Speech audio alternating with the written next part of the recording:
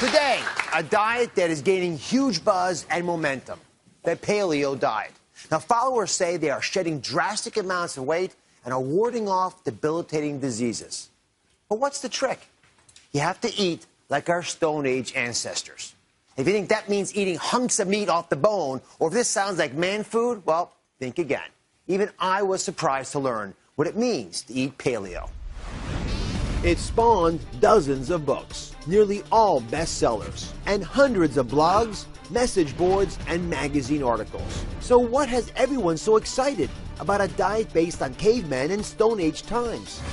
The Paleo Diet promises you'll easily lose your unwanted pounds, and it could ward off debilitating diseases like diabetes, heart disease, and even some cancers.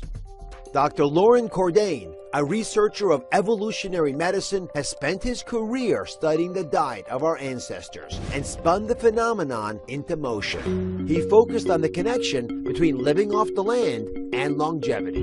Dr. Cordain believes eating wild plants and animals is your prescription for optimum health.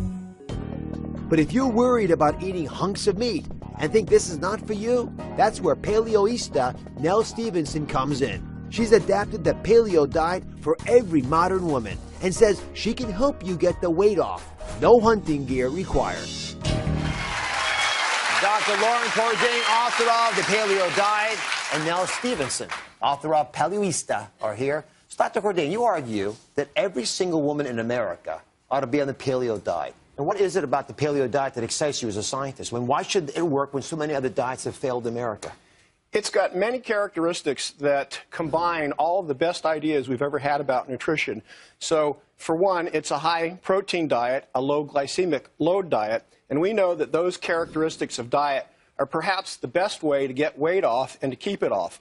Secondly, it's very high in fruits and vegetables that contain healthy phytochemicals, vitamins, and minerals, which tend to promote immune function and make us a lot healthier.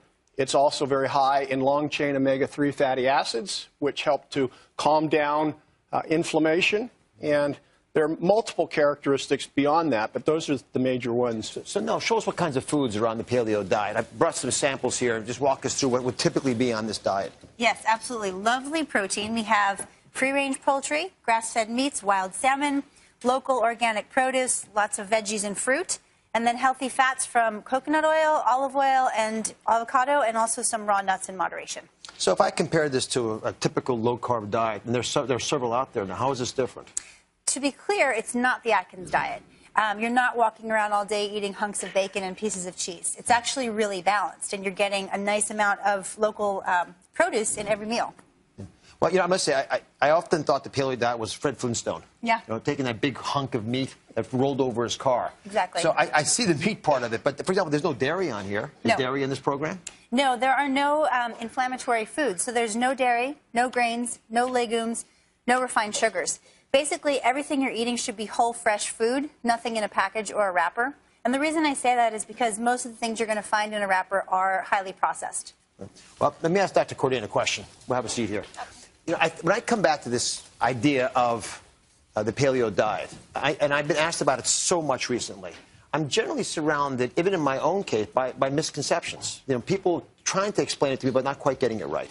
So what's, in your opinion, because you're probably the world expert in this diet, what is the biggest misconception about the Paleo Diet? Well, thank you for the nice compliment. But I think probably the biggest thing that people think is that it's a fad diet. And if it is a fad diet, it's the longest living fad we've ever had. It goes for 2.5 million years up until about 10,000 years ago. You argue actually that it helps reduce heart disease, helps reduce diabetes, high blood pressure. These are big claims. Is there really enough data to back that up? You even challenge the concept that the Mediterranean diet may not be as healthy as this. That's absolutely right. If we look at the endpoints for cardiovascular disease, we can look at blood pressure, we can look at blood cholesterol. Paleo diet is superior to those in the 7 or 8 randomized controlled trials. So now let me reduce this to practice, because the big question for most of our viewers is, can I lose weight on this diet? Absolutely. So how much, and how long, how difficult? I've seen in some cases people have lost tremendous amounts of weight, sometimes 75 pounds in about 6 months. Granted, it's going to depend on how much weight somebody has to lose in the first place. If you're somebody who's trying to lose that post-baby weight and you've got that last 10 pounds, it may not be as dramatic. but it will be slow but steady.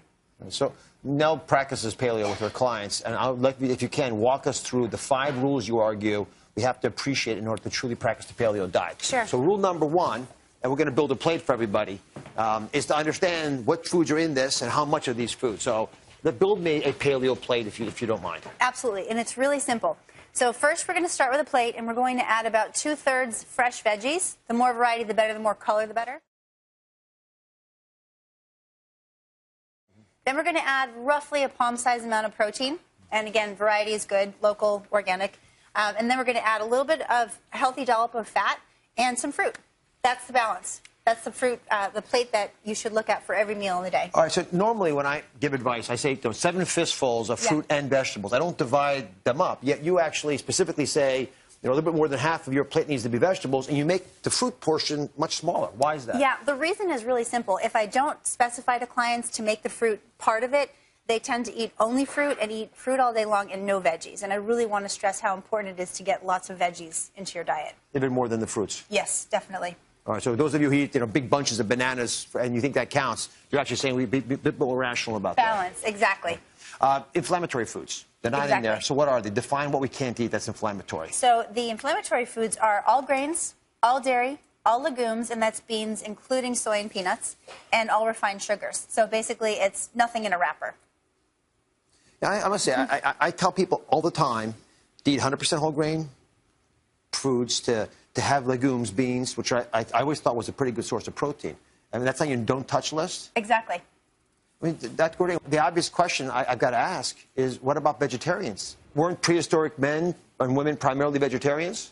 Actually not. The data from our laboratory, we've looked at 229 hunter-gatherer societies, and it shows that the average meat intake was about 55% of calories, and the balance came from plant foods. You are kidding me. Nope. So prehistoric humans were primarily meat eaters, despite what we might think, according to what you're telling me. That's exactly what the science is showing, and so it's kind of reversing some of these concepts that we've had over the years. I want to have you call my wife right after the show. You can break the news to her. All right, no calorie counting. Maybe the best news of all. Why not bother counting calories? Well, let's just be straight. I'm not recommending that people sit down and have 5 steaks at one sitting or eat 10 bananas. The idea is if you follow the paleo plate template through all your meals during the day, you're going to have small, balanced meals. Your energy level is going to be through the roof. You're not going to have those blood sugar spikes and crashes, and everybody can identify with that, and they get busy and end up eating the rest of their children's goldfish crackers. Right. So we want to be, you're actually going to be ahead of that curve and keep everything balanced, so you're not going to actually be in a position where you're going to want to get those junky foods in the first place. And if you do, overdo it on a little bit too much broccoli, it's not going to be the worst thing. No, probably a good thing. All right, The 4th rule, we're getting to the end here, is to eat breakfast that's more like your dinner. Exactly. Now, why is that such an important issue? Well, most of us are raised with the idea that breakfast is a grain festival. So we're doing refined carbohydrates in the form of bagels and cereals. We need to throw that out the window because it's not getting us anywhere. So ladies, don't be afraid of meat for breakfast. Take advantage of leftovers from dinner. Maybe use some of the leftover steak in your breakfast. Take the chicken, take the turkey. Have that as part of your breakfast. It's really, really important. In fact, anything really that you have on this table right here could be a reasonable breakfast alternative rather than what we've gotten accustomed to. Absolutely. All right, and the 5th rule, listen very carefully, this is a favorite part for many of you, is you get to have 3 cheat meals a week. Now, how are cheat meals part of any kind of a program?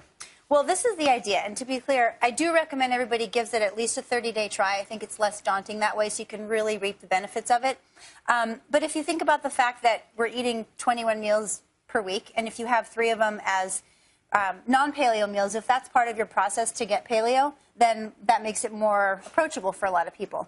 Try the 30 days, see how you feel, and then if you want to test something afterwards and see how your body reacts, you might actually find that lots of the things you've eaten all the time are actually making you feel quite ill.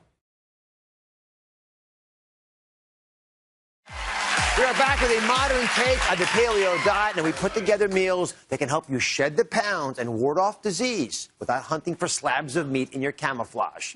Nell Stevenson is back with meals every woman can make. So just remind everyone real quickly about this paleo plate. What should be on the program? So again, don't forget, it's 2/3 vegetables, and then roughly a palm-sized amount of protein, a nice healthy dollop of fat, and some fruit. So easy to make. We're going to start off with the breakfast today. Yes. Show you what you can do. And again, the whole point here is you can go hunting for food in your high heels. You don't have to put camo on. Exactly. So again, ladies, don't forget protein is going to boost your metabolism. You may have already been eating a paleo breakfast without even realizing it. This is a paleo version of steak and eggs. Throw in some veggies and you're set. All right, and they've got a smoothie here? Yes. This is one of my favorites, and I recommend it for clients that are moms on the go. I make it out of tea instead of traditionally would have been milk. Throw some spinach in, different herbs and spices that are also have their own health benefits. And Dr. Oz, it has eggs in it, but you can't taste it, I promise. You put eggs in your smoothie? Yes. You got to have the protein, and you'll love it. Taste it. Who wants to taste eggs in their smoothie? Cheers. Nobody? Cheers. Did you cook the eggs? You can actually soft boil them. You can use raw eggs, or you can use pasteurized liquid egg whites. Whatever is easiest for you. Right. I think it's good. You just taste the blueberries. No, you're right. You can't taste the eggs. Exactly. That might be a bad thing. I can't taste them, but it's good. Good. All right.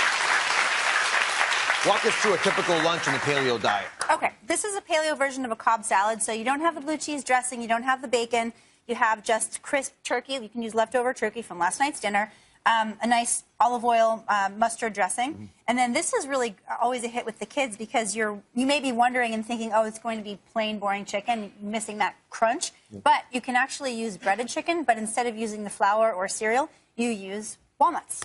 Perfect. Dinner. Yeah. The dinner is that these look like pretty traditional meals that you normally eat. Exactly, and I've heard from a little bird that you love blackened salmon, so that's I do. paleo. Paleo blackened salmon with a nice little mango salsa and some rapini. And then you might be wondering, what about if you're a pasta lover and I still eat spaghetti? Squash. So spaghetti squash, super easy to make if you haven't seen it before. All right, now the part that I think folks will be surprised by, because I am, is desserts. Yes. And I know, and you talked about 3 cheat meals a week, but these actually aren't even cheat meals. No, there's definitely a place for a paleo treat once in a while. These are paleo truffles, and I make these when I'm hosting a dinner party as a parting gift. And if you find chocolate ideally higher than 85%, I actually like the 99%. And if you take chocolate, coconut oil, almond butter, and a little bit of honey or agave, they're delectable.